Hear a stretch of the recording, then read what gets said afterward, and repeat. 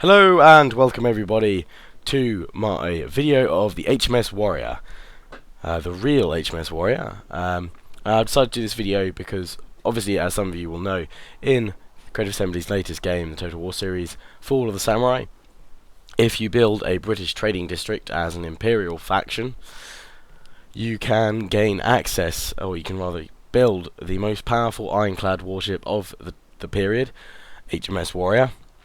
So I thought, seeing as I live only 20 minutes from the actual ship, I'd go down and record some footage of it. Now, I didn't go inside because at the time I didn't have the money to visit. If there's enough interest on this video and people would like me to, I will go down in a couple of weeks when I've got the money, and I'll go and I'll visit the inside of the ship itself. And if I can, I'll video it for you guys, and see if I can get maybe a little interview with one of the staff there. I can tell you some more about it. But I thought I'd get some footage of it. I apologise for the shakiness of the camera work and probably the blurred zoom when I really properly zoom in, like I probably will do now on the headpiece. There, it's probably a little bit blurred on full screen. But yes, I hope you just enjoy looking at the outside of the ship. This is the actual real thing. Those of you who have seen the ship in game will be able to see sort of similarities in design, and it's actually a bloody large ship. I mean, I know it is huge in Fall of the Samurai, but looking at it from in real life as well, it is massive. I've got some photos at the end of these video clips. So they're pretty much sort of similar video clips each one, but just from different angles to give you guys a different look at it. Now I've decided to post this on my main gaming channel because it relates to an actual sort of game directly rather than my Lion's Den channel. However, fear not, I am hoping to get either this weekend or next weekend free so that I can do some serious work on the Lion's Den channel. It's been seriously neglected for a while, so I do need to do some work on there. So while sort of you enjoy this footage, I'll just add some commentary from the HMSWarrior.org website, and link to that is in the description. But sort of just of a very brief history of HMS Warrior. But there's a far more detailed one on the actual website itself.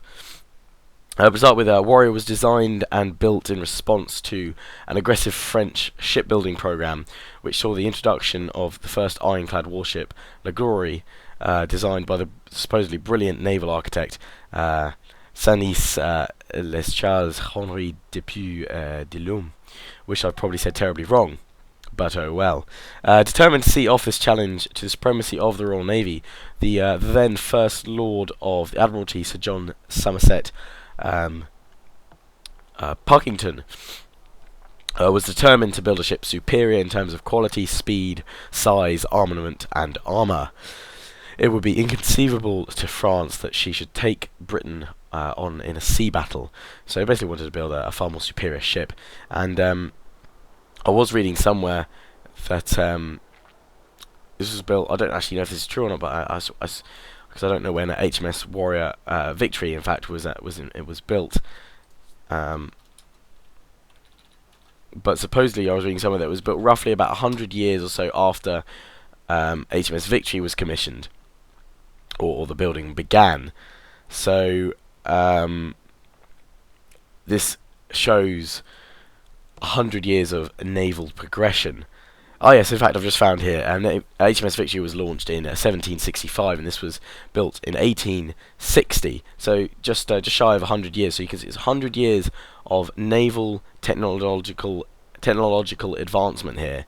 So ironclad, far larger. Well, not far larger, but kind of lower built gun decks, a single gun deck rather than three that HMS Victory has, and I think HMS Victory has about 106 guns, whereas this HMS Warrior has 34.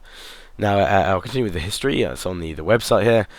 When commissioned by Captain the Honourable Arthur Auckland Leopold Pedro Cochrane on August 1st, 1861, Warrior was the largest warship in the world at 9,210 tons displacement. She was 60% larger than the French La Gloire. So they went 60% larger than the French here. The ship underwent minor modifications after a sea trial, And in June 1862, she started active service in the Channel Squadron, patrolling coastal waters and sailing to Lisbon and Gibraltar. Having introduced a revolution in naval architecture by 1864, Warrior was superseded by faster designs with bigger guns and thicker armour. So already in sort of 4 years, Warrior is already outclassed. I guess this kind of shows you've got 100 years between HMS Warrior and HMS Victory, or Victory and Warrior, rather, I should say the other way around. And then within sort of 4 or 5 years, Warrior itself is superseded. By 1871, Warrior was no longer regarded as the crack ship she had once been, and her roles were downgraded to Coast Guard and Reserve services. In May of 1883, her fore and main masts were found to be rotten and not considered to be worth the cost of repair. Warrior was placed in reserve, eventually converted to a floating school for the Navy and renamed Vernon III in 1904. Put up for sale as scrap in 1924, no buyer could be found, so in March 1929 she left Portsmouth, where she is currently berthed, to be taken to Pembroke Dock and converted into a floating oil pontoon, renamed again as Oil Fuel Hulk C-77. A darn shame. By 1978, she was the only surviving example of a black battle fleet, the 45 iron hulls built for the Royal Navy between 1861 and 1877. However, you're now seeing some pictures. She was handed over to the Maritime Trust in 1979 and underwent extensive restoration work. And you can see from the photos now and then the video you've just seen the condition she's now in, which is a far more glorious sight than an oil rig. So, as always, I hope you enjoyed this video, brief as it may have been, and do let me know if you'd be interested in me going and spending some more time at HMS Warrior at the Portsmouth docks, the historical dockyard. I can go around, hopefully go inside and record them, or perhaps talk to someone who can give me some more details or a little interview about it. So do let me know about that. Link to the heritage website for HMS Warrior is in the description, so do go check it out. It's a very good web page, gives you some nice photos of its restoration work as well, without its mast when it first came back. But it's been brilliantly restored, lovingly restored as well, and you can see there's still work going on it today in the video. So I do hope you enjoyed this video.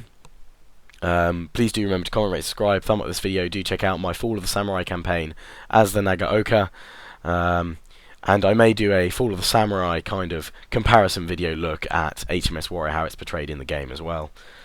So yes, do comment, rate, subscribe, and enjoy the final pictures of HMS Warrior as she stands in her berth today at Portsmouth Historical Dockyard.